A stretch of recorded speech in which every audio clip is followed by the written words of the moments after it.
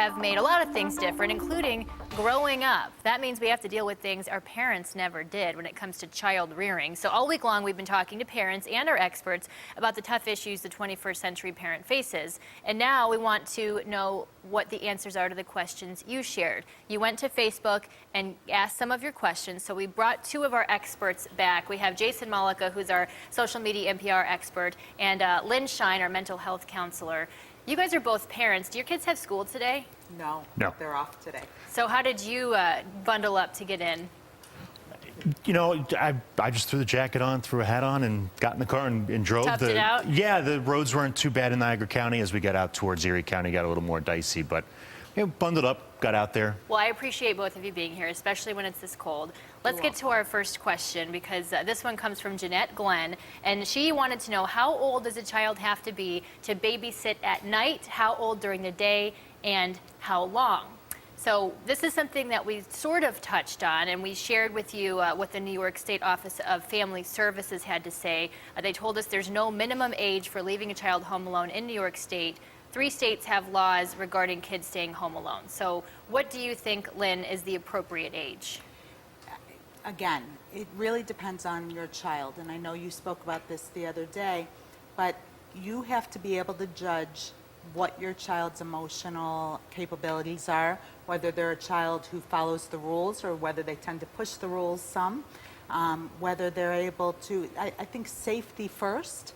So the rule of thumb is, they say about 10 years of age you can keep your child home for like an hour. I think that that's pushing it a little bit, but it really depends on your child. In terms of staying at night, we look at minimum age about 12, 13. But again, you may have a 15-year-old that's not ready to stay home. You trust the child. If the child says that it frightens them, please don't push it.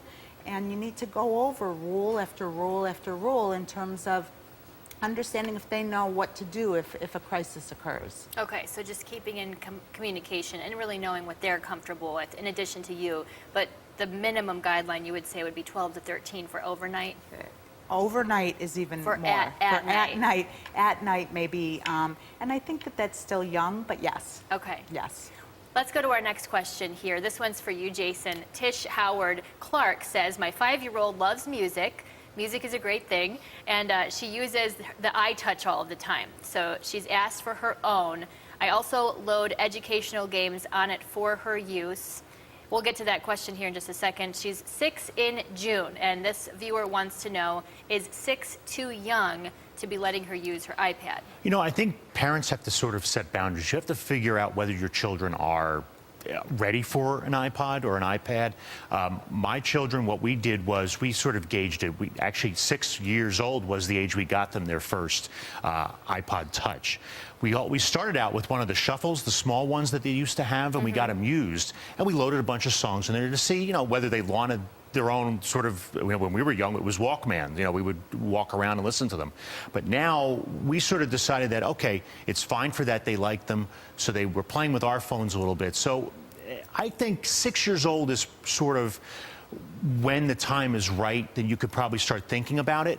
But you have to sort of have that conversation. You as a parent have to take the responsibility to say, okay, are my children ready? Even though they say they're ready, are they really ready? And I think that's where parenting needs to come in and saying, okay, I think I can get it. I shouldn't get it.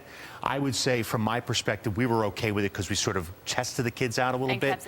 But every parent and every child is different. We have one more question real quick from Melanie Murphy, who wants to know, how is dating defined? One-on-one, what is implied by that term today? Lynn? If you ask a child right now, a teenager, are you dating? And I've tried it. And the answer will be, oh, I'm getting with the times sort of face.